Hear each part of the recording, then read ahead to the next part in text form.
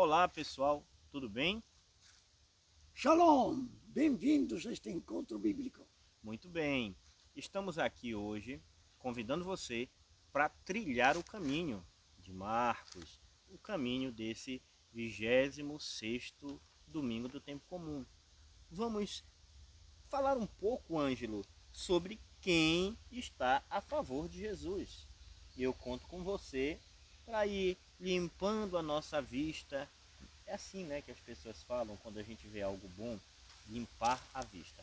Então nós queremos que você nos ajude, vamos dialogando e você vai nos ajudando a limpar a vista sobre esse evangelho que eu confesso para você que eu fiquei assim um pouco sem entender.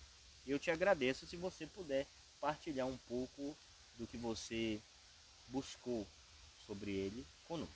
Claro, porque todos somos discípulos e procuramos estudar para melhor conhecer. Aliás, vou antecipar. Até o capítulo 9, Jesus encontramos que tem aqueles conflitos dos doutores da lei e dos fariseus.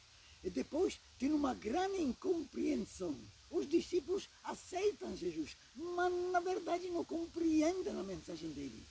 No capítulo 9, versículo 29, tem um ponto em quando Jesus pergunta aos discípulos: e vocês, o que você acham do Filho do Homem?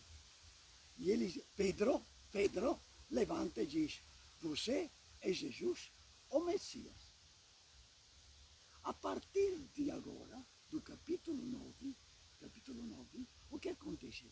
Até o capítulo 9, 10, até o fim do 10, o Marcos apresenta momentos do discipulado. A saber, Jesus se assume como um mestre que quer ajudar os discípulos a entender a salvação, o projeto de salvação de Deus. Muito bem. Ângelo, eu posso fazer a leitura?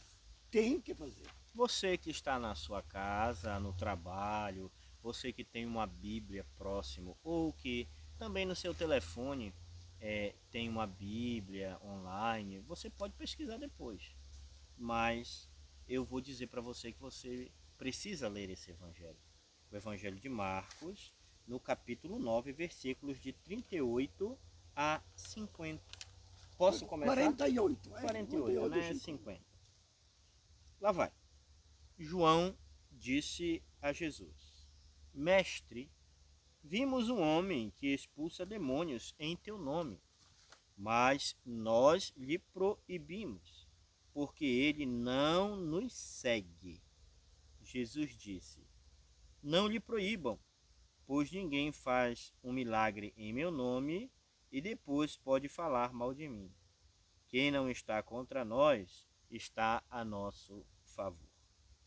Eu garanto a vocês, quem der para vocês um copo de água, porque vocês são de Cristo, não ficará sem receber sua recompensa.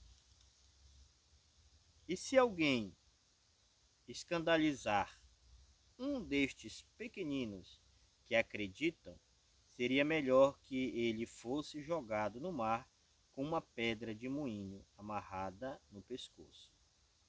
Se a sua mão é ocasião de escândalo para você, corte-a. É melhor você entrar para a vida eterna sem uma das mãos do que ter as duas mãos e ir para o inferno, onde o fogo nunca se apaga. Aí o seu verme nunca morre e o seu fogo nunca se apaga. Se o seu pé é ocasião de escândalo para você, corte-o. É melhor entrar para a vida eterna sem um dos pés do que ter os dois pés e ser jogado no inferno. Aí o seu verme nunca morre e o fogo nunca se apaga. Se o olho é ocasião de escândalo para você, arranque-o. É melhor você entrar no reino de Deus com um olho só do que ter os dois olhos e ser jogado no inferno, onde o seu verme nunca morre e o seu fogo nunca se apaga. Com efeito, todos serão salgados com o fogo. O sal é bom, mas se o sal se torna insosso, como o que vocês, com que vocês lhes darão sabor? Tenham sal em vocês e estejam em paz uns com os outros. Palavra da salvação. Graças a Deus. Graças a Deus, glória a vós, Senhor. Muito bem. Escuta, vem cá. Tem um Jesus meio fundamentalista. Pois é, Ângelo, eu Pois é. fiquei aqui com Corta a mão, curiosidade. tira o olho, corta a perna. É? Só se você escandaliza, então corta tudo. E aí, Ângelo? E aí? Hum, Vamos ver. eu Bom, quero ver tu sair dessa agora. pouco a Jesus está pedindo para a pessoa se mutilar? Ele está sugestionando pouco. isso? Vamos chegar lá. Vamos lá. Como falei antes da leitura do Evangelho, é por isso que tive que colocar. Neste ponto do capítulo 9, fim do capítulo 8, Jesus pergunta, que dizem, e vocês? Vocês interpelam os discípulos, quem sou eu? E Pedro levanta. A frase dele, a expressão dele, tu és o Messias, o Cristo Messias. É a mesma palavra. Cristo em hebraico, e desculpe, Cristo em grego e Messias é a palavra hebraica. Nós, na língua portuguesa, temos os dois, Cristo e Messias, mas significam a mesma coisa. Bom, qual é o problema? O problema é que a fé dos discípulos, primeiro, é uma fé duvidosa. Então ainda não estão convencidos. Segundo, Pedro fala que você é o Messias, mas já teve muitos Messias antes de Jesus. Não esqueça que o texto de Marcos não apresenta a frase Filho de Deus. Não. Pedro só fala, você é o Messias, que é ungido para guerrear, para lutar, para o povo de Israel se libertar dos inimigos, no caso, os romanos. Então é uma fé, mas uma fé ainda muito do Antigo Testamento, de um Cristo glorioso, lutador, vencedor, líder popular, é tudo isso. A fé de Jesus não é a fé num Cristo glorioso, salvador, forte, que nem o imperador. É por isso que nós precisamos conhecer a palavra do Evangelho, para não cair na tentação de ficarmos na cabeça ou com a imagem do enviado de Deus de acordo com o Antigo Testamento. É Moisés, é Josué, os reis, os profetas, não. Tem que ser de acordo com Jesus, o Cristo, Filho de Deus, que é um servo sofredor. Lembra Isaías, capítulo 42, 52 e 53. Então, é o servo sofredor. E este do servo sofredor não entra na cabeça do povo, não entra na cabeça dos discípulos. E tem dificuldade a entrar na cabeça do povo cristão nosso. Porque é melhor um Cristo glorioso, que pode tudo, do que um servo sofredor. Já somos nós servos sofredores. E aí então, este é o contexto em que é feito. O capítulo 9, como falei naquele momento, apresenta uma série de conselhos de formação. Agora, tu queres saber os conselhos? Quero saber os conselhos e quero que tu também me fale logo disso que me deixou espantado. Eu estou espantado com essas palavras aí de Jesus, hein? Apresentando, digamos assim, as instruções de Jesus, vou numerar 7. Apresentando essas 7 instruções, nós percebemos que a fé no Cristo tem que levar à conversão, mas não uma conversão qualquer, conversão de cabeça. Vamos ver. Primeiro, tem que ser como criança. Então, disposto a escutar e a conhecer a partir do mestre. Mas não tem, Jesus não fala de que tem que ser professor e aluno. É diferente. O professor e aluno, o professor sabe tudo, o aluno ainda não sabe. Não é esta a relação. A relação entre Jesus e os discípulos não é de relação aluno-professor, mas relação de pai, mãe e filho. em que o filho segue o pai, em que o pai segue o filho, em que o filho segue a mãe, em que a mãe segue o filho. É uma relação completamente diferente daquela clássica da escola, de aluno-professor. Jesus é mestre, mas um mestre que tem uma pedagogia bem familiar. Vamos ver então. Ser como criança. Esta criança que pode ser desobediente, bem rebelde, mas que escuta, obedece, ama o pai e recebe e se doa, porque sente a relação de amor com o pai. E o pai sente a relação, ou educa o filho, a relação de amor. Segundo, fazer o bem, mesmo que seja um copo d'água. Fazer o bem, mesmo Jesus vai fazer o bem até dar a vida por nós. Mas aqui Jesus fala, é fazer o bem. É a maneira de amar a Deus, é de amar o próximo. Qualquer jeito, mesmo que seja um copo d'água. Que não seja água aqui, que aqui é água da seca. É. Terceiro, não escandalizar o pequeno. É interessante. Porque antigamente, como hoje, eram poucos considerados três tipos de pequenos.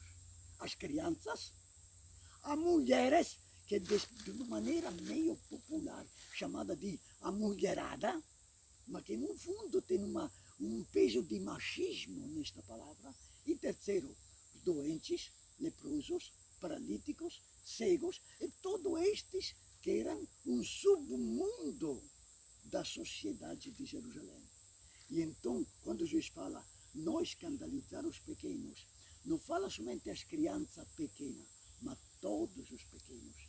E hoje em dia, na nossa sociedade, nas nossas igrejas, tem muita gente pequena. E tem gente na própria igreja que até se acha melhor do que os outros, porque eles já fazem parte da liturgia, fazem parte da palavra, ele tem este encargo, outro encargo, Cuidado com os que participam da vida da comunidade de fé, que temos que ser servidores dos pequenos, qualquer pequeno, inclusive o pequeno pecador.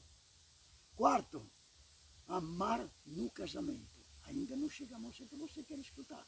Amar no casamento, quando fala de amar marido e mulher, mas o amor que se manifesta a vida toda. E o divórcio? Depois trataremos o divórcio. O fundamental no matrimônio, neste ensinamento sintético de Marcos, que coloca as palavras na boca de Jesus, é amor no casamento.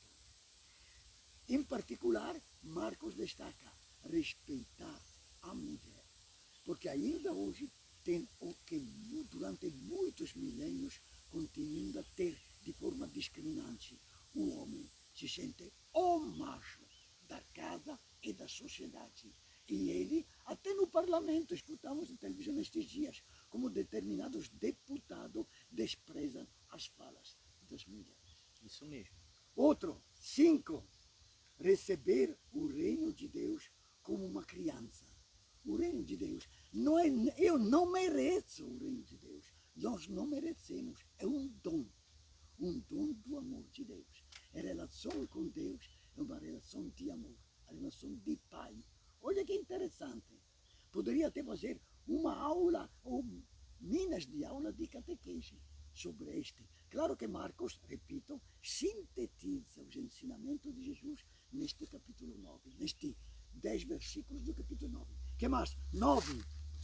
Procurar a vida eterna, que ele expressa como viver os mandamentos, mas não os mandamentos do Antigo Testamento, do Êxodo 20, nem os mesmos que aparecem em Deuteronômio 5, mas os novos mandamentos de Jesus, que são poucos.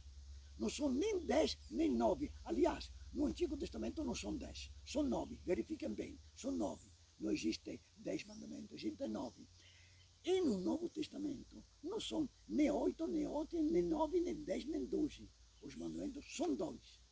Ama a Deus e ama o próximo. E o pior é que Jesus condiciona o amor a Deus ao amor ao próximo. Se você diz que ama o próximo, você diz que ama a Deus, mas não ama o próximo, você é mentiroso. Então Jesus praticamente nos diz, existe um mandamento, que é o do amor. Se você vive o amor, sem dúvida, você ama além do próximo, também a Deus. E o último, o sétimo ensinamento deste conjunto do capítulo 9. Fidelidade e perseverança na missão.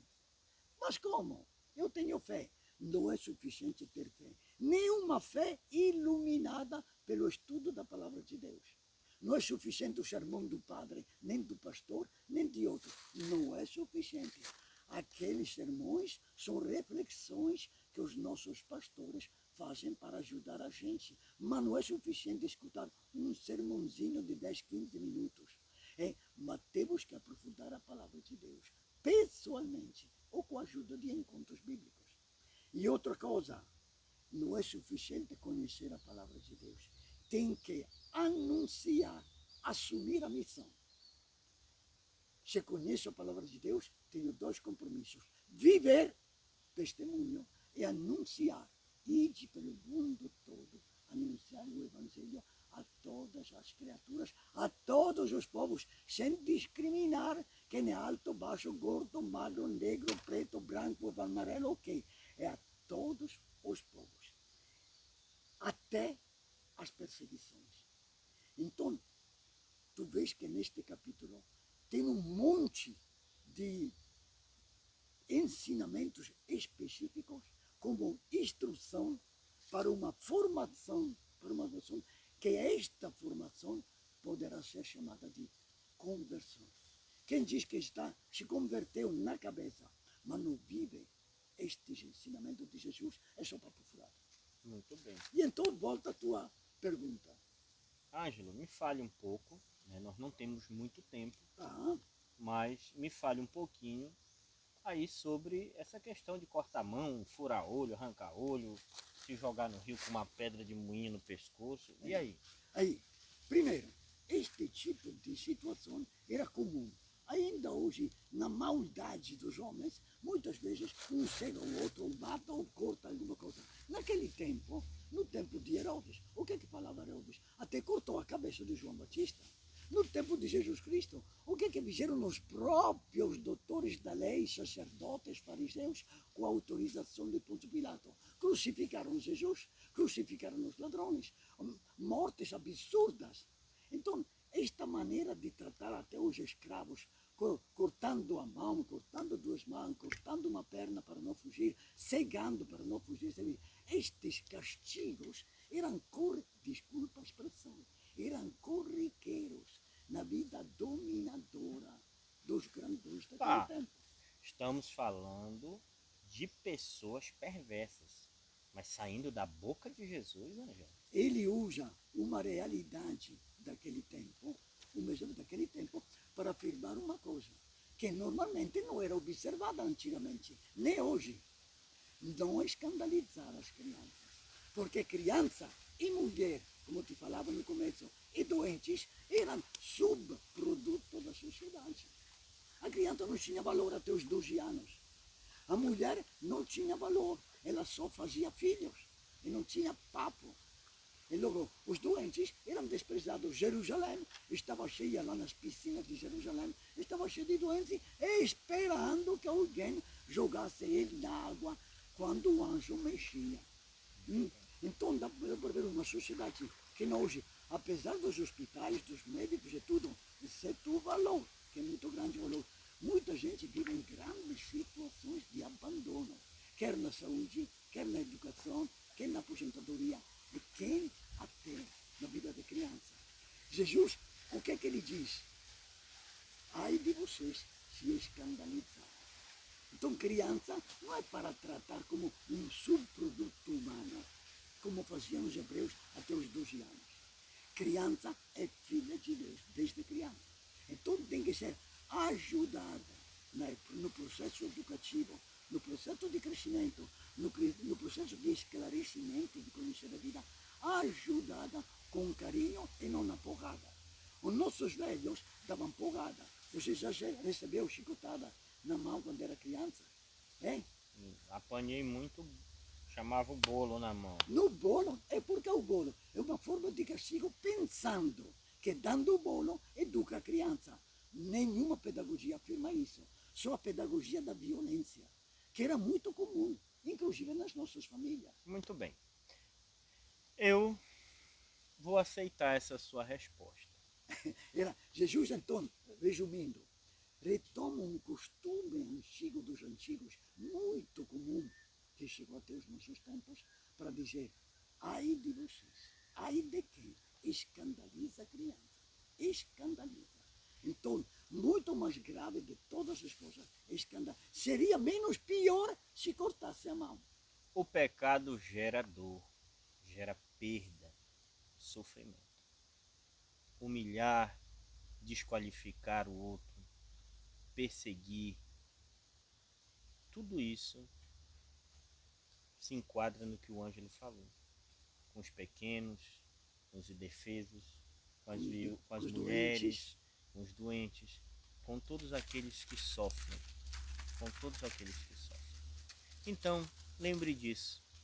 Quando você estiver em uma situação, pense como Jesus pensaria. Lembre disso. O pecado, Amar como Jesus amou. amor, gera tudo isso. Fique com Deus. Muito obrigado, Ângelo. Shalom. Bom domingo para todos nós. Bom domingo. Aproveitem bem em família, nas celebrações, por onde vocês participarem. E nós nos vemos na próxima semana.